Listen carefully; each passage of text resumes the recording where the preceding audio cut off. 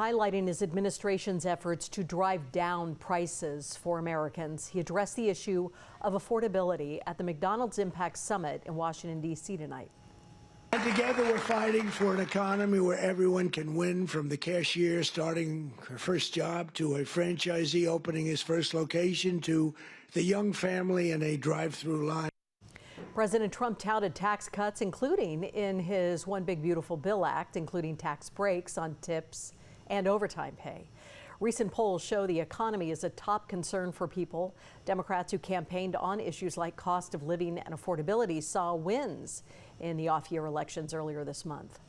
The Defense Department is scaling back the number of federalized National Guard troops now in Chicago and Portland, Oregon. And that means the 200 California National Guard members deployed to Oregon and the 200 Texas troops in Illinois will return to their home states in the coming days. Now, despite their deployment, the courts have repeatedly blocked the troops from conducting operations in response to lawsuits filed by state and local leaders. Chicago's Democratic mayor on Monday, today, described the withdrawal as a major loss for the White House. President Trump has ramped up use of the National Guard over the last 6 months, justifying the move as necessary to combat crime and protests. President Trump says he is not happy with Mexico, and he will not rule out military action against cartels that operate south of our border. He says the U.S. would have no hard time taking out drug lords. Would I launch strikes in Mexico to stop drugs? It's okay with me. Whatever we have to do to stop drugs. We know their address.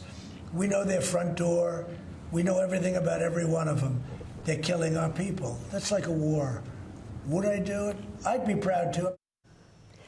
He said that he would take his case to Congress for any military action. Any strikes inside Mexico would represent a dramatic escalation in the president's war on cartels. Mexico's president has publicly shared vehement opposition to any U.S. military action inside her country. President Trump would not answer as to whether he needs Mexico's permission, saying instead they know where he stands. President Trump says that he would sign the bill to release the Jeffrey Epstein files, but he does not want it to distract from his agenda.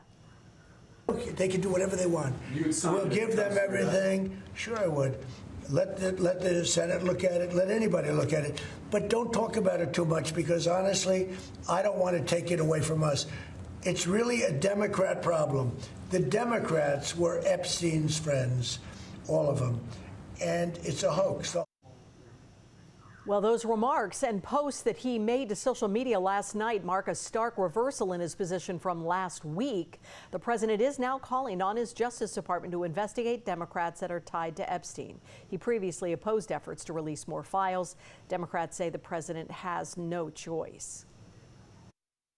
Donald Trump appears to have chickened out on the Epstein scandal. He's caved. It's a complete and total surrender.